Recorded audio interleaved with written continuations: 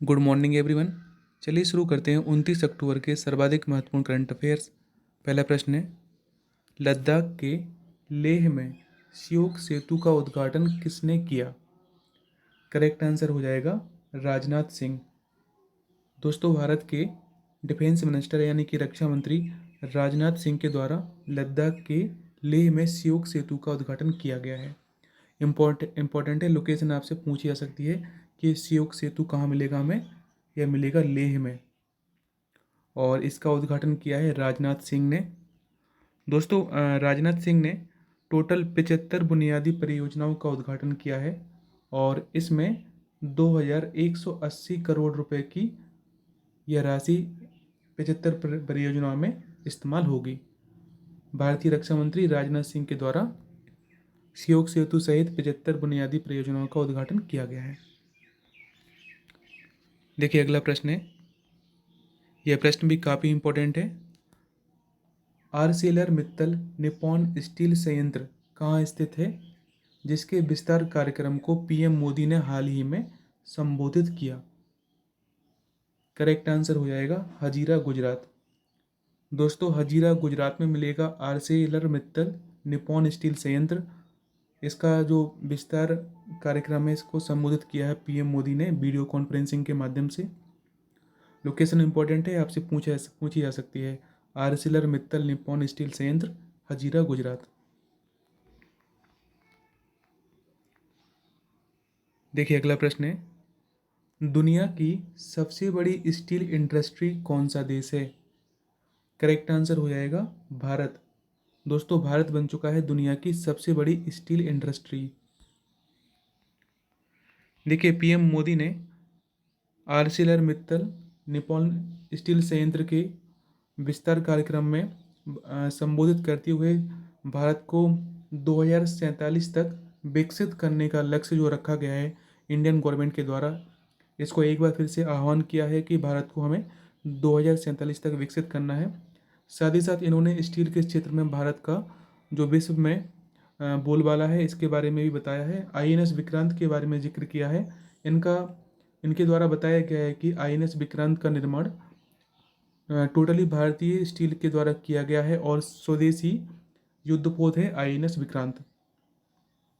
तो काफ़ी इंपॉर्टेंट है आरसेलर मित्तल निप्पॉन स्टील संयंत्र, हजीरा, गुजरात। देखिए, अगला प्रश्न है, यूएनएससी आतंकवाद विरोधी समिट 2022 कहाँ होगा? करेक्ट आंसर हो जाएगा उपर्युक्त दोनों, यानी कि मुंबई और दिल्ली में। और इसकी जो पहली बैठक हुई है मुंबई में संपन्न हो चुकी है, यूएनएससी आतंकवाद विरोधी समिट। दोस्तों, यूएनएससी आतंकवाद विरोधी समिट पहली बार भारत में हो रहा है, इसलिए इम्पोर्टेंट है, आपसे प्रश्न पूछा जा सकता है कि यूएनएससी आतंकवाद विरोधी समिट कहाँ पर हुआ है? भारत के मुंबई और दिल्ली में। दोस्तों, आपको मैं बता दूं कि यूएनएससी में टोटल 5 परमानेंट सदस्य देश इसके मेंबर हैं, और यह पांचों देश काफ़ी इंपॉर्टेंट हैं और लगातार परीक्षा में पूछे जाते हैं। तो संयुक्त राष्ट्र संघ, देखिए यूएनएससी का फुल फॉर्म क्या है? United nation security council. इसमें जो 5 सदस्य देश हैं, देखिए इसमें पहला देश है अमेरिका, रूस, ब्रिटेन, फ्रांस और चीन। 5 इसमें परमानेंट मेंबर हैं यूएनएससी के। देखिए, अगला प्रश्न है, यह प्रश्न भी काफ़ी इंपॉर्टेंट है। ट्विटर के नए मालिक कौन बने? करेक्ट आंसर हो जाएगा एलन मस्क। दोस्तों, ट्विटर एक माइक्रो ब्लॉगिंग साइट है, और इसके नए मालिक बन चुके हैं एलन मस्क। दोस्तों, एलन मस्क ने ट्विटर का अधिग्रहण 44 अरब डॉलर की टोटल इसमें पूंजी इन्वेस्ट की है, और इसका अधिग्रहण कर लिया है ट्विटर का 44 अरब डॉलर में। देखिए, अगला प्रश्न है, यह प्रश्न काफ़ी इंपॉर्टेंट है। नैन्सी पेलोसी किस देश के स्पीकर हैं जिनके घर पर हाल ही में एक हमलावर ने हमला किया है? काफ़ी इंपॉर्टेंट प्रश्न है। नैन्सी पेलोसी दोस्तों अमेरिका की संसद की स्पीकर हैं, और इनके घर पर रिसेंटली एक हमलावर ने हमला किया है। और दोस्तों, नैन्सी पेलोसी कुछ समय पहले चर्चा में रही थी, क्योंकि इनके द्वारा इनके द्वारा ताइवान की यात्रा की गई थी, ताइवान की यात्रा की गई थी, तो चाइना ने इनको वार्निंग दी थी।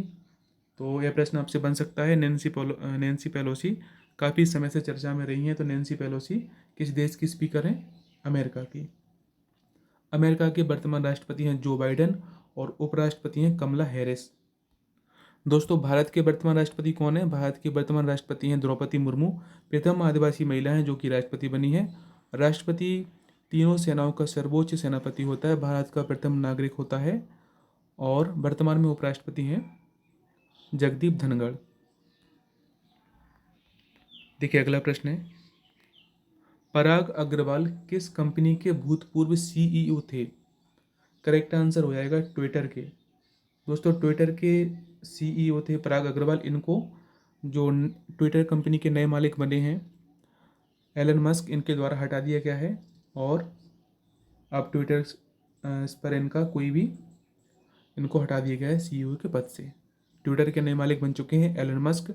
44 अरब डॉलर में ट्विटर को खरीद लिया है एलन मस्क ने। देखिए अगला प्रश्न है, यह प्रश्न भी काफ़ी इंपॉर्टेंट है। हकीकी आज़ादी मार्च किस देश में निकाला गया? करेक्ट आंसर हो जाएगा पाकिस्तान में। पाकिस्तान में, जो पाकिस्तान के आपको पता होगा, इससे पहले जो पीएम थे इमरान खान, इनकी पार्टी के द्वारा हकीकी आज़ादी मार्च निकाला गया है। दोस्तों, जो इंडिया पाकिस्तान का बॉर्डर है, इस पर बीएसएफ के द्वारा हमें सिक्योरिटी प्रदान की जाती है पाकिस्तान बॉर्डर पर। साथ ही साथ बांग्लादेश बॉर्डर पर हमें बीएसएफ मिलेगी, और इंडिया और चाइना के बॉर्डर पर आईटीबीपी तैनात रहती है। दोस्तों, भारत और पाकिस्तान के बीच में कौन सी रेखा है? रेड क्लिफ रेखा। कौन सी रेखा है? रेड क्लिफ रेखा है। और भारत और चीन के मध्य मैकमोहन रेखा है। यह प्रश्न भी कई बार पूछा जाता है। सभी राज्यों के गृह मंत्रियों का 2 दिवसीय चिंतन शिविर कहाँ संपन्न हुआ? करेक्ट आंसर हो जाएगा फरीदाबाद के सूरज कुंड में। काफ़ी इंपॉर्टेंट प्रश्न है। फरीदाबाद के सूरज कुंड में संपन्न हुआ है गृह मंत्रियों के 2 दिवसीय चिंतन शिविर का समारोह। और यदि आपसे प्रश्न पूछा है कि वर्तमान भारत के गृह मंत्री कौन है, होम मिनिस्टर, तो अमित शाह हैं। कौन है? अमित शाह। और दोस्तों, यदि आपसे पूछा जाए कि जो बीसीसीआई है, इसके सचिव कौन है, तो अमित शाह के बेटे जय शाह बीसीसीआई के सचिव हैं। साथ ही साथ एशियन क्रिकेट काउंसिल के भी सचिव हैं। वर्तमान में बीसीसीआई के अध्यक्ष कौन है? बीसीसीआई के अध्यक्ष कौन है? बीसीसीआई के अध्यक्ष हैं रॉजर बिन्नी, और इन्होंने सौरभ गांगुली का स्थान लिया है। बीसीसीआई के उपाध्यक्ष यानी कि वाइस प्रेसिडेंट है राजीव शुक्ला। वर्तमान में जो सर्वोच्च न्यायालय है, इसमें सर्वोच्च न्यायालय के मुख्य न्यायाधीश कौन है? सर्वोच्च न्यायालय के वर्तमान में मुख्य न्यायाधीश हैं उदय उमेश ललित, लेकिन 9 नवंबर को इनका स्थान ले लेंगे DY चंद्रचूड़। सर्वोच्च न्यायालय संविधान के आर्टिकल 124 में मिलेगा।